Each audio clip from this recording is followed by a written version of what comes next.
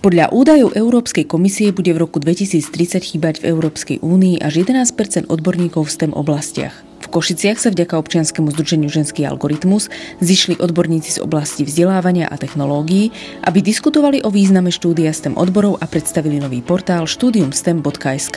Vnímame, že práve títo špecialisti vedia technologicky zlepšiť našu krajinu a naozaj výzvy, ktoré my čelíme aj ako krajina, ale aj ako spoločnosť, sú riešiteľné pomocou technológií, ak ich špecialisti budú vedieť dobre ovládať, ak ich budú vedieť dobre využívať.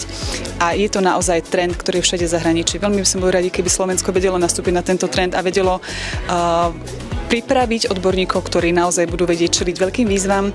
Štúdium technických odborov je pre žiakov a žiačky základných a stredných škôl lákavé, no často narážajú na množstvo prekážok.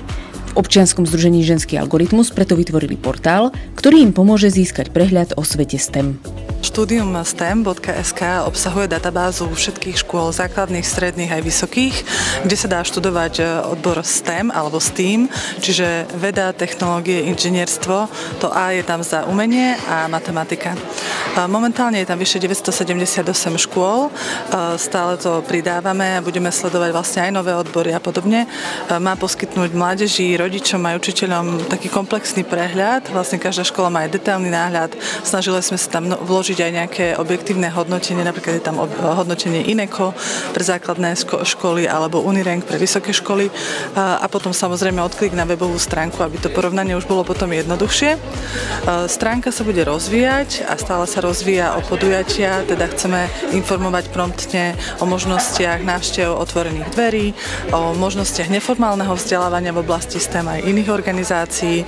Máme tam blog, kde vlastne publikujeme aj nejaké úspešné príbehy študentiek a študentov a chceme trošku viacej robiť taký kúk, náhľad do tých škôl za tú oponu, aby bolo vidieť, aby si to vedeli tí študenti, ktorí povedzme nemôžu navštíviť deň otvorených dverí, ako to vyzerá a urobiť si taký lepší prehľad. Predsa len to rozhodnutie leží na pleciach 12, 13, 14 ročného človeka, kde si určitú budúcnosť. Je to ťažké bremeno a my chceme vlastne, aby to rozhodnutie bolo informované, aby mal ten človek dostatok skúseností rozhodnúť sa správne.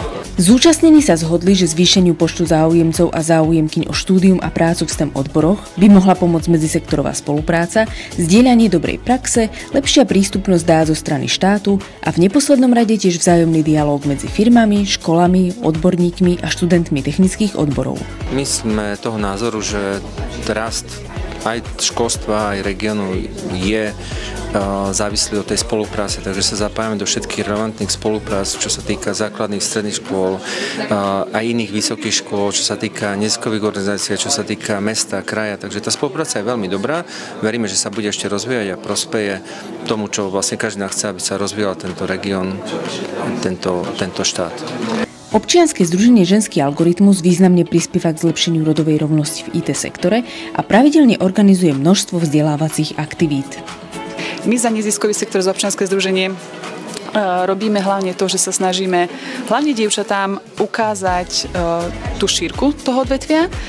Robíme to aj tým, že väčšina našich lektoriek sú aj ženy. Chceme trošku búrať stereotypy, že technické témy vedia učiť ženy naozaj veľmi zaujímavo, vedia ich motivovať a do budúcna, aby ženy nevnímali, že sú vlastne minoritou v tom segmente, ale ich zastúpenie ráslo. Vlastne sme sa tam naučili aj niečo viac o tom IT, akože nie len o tom IT, ale všeobecne o tom celom technickom zameraní. Páčilo sa mi napríklad aj tie umelecké smery, čo sme tam mali, nejaké tie znalosti o biznise, o podnikaní. Myslím si, že prosím mladých ľudí treba podporiť v tom, o čom nie že snívajú, ale čo chcú v živote robiť, pretože to je podľa mňa dôležité, aby sme vychovali generáciu sebavedomých ľudí, ktorí sa neboja vstúpiť na ten trh práce.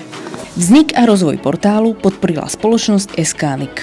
My reálne v praxi vidíme, že odborníci v IT oblasti, špeciálne aj ženy v tejto IT oblasti, je vzduchoprázdnosť. Strašne málo je tých odborníkov. My keď hľadáme ľudí, hľadáme naozaj až v desiatkách mesiacov, aby sme niekoho našli. A uvedomujeme si, že to, ako keby ten začiatok toho je niekde vo vzdelávaní na základných stredných školách. Preto my robíme cez fond, podporujeme vzdelávanie, ale zároveň aj my ako ľudia v rámci firmy chodíme vzdelávať. Vzdelávame na stredných školách, vzdelávame aj na na vysokých školách vzdeláme učiteľov, ktorí učia v týchto IT oblastiach.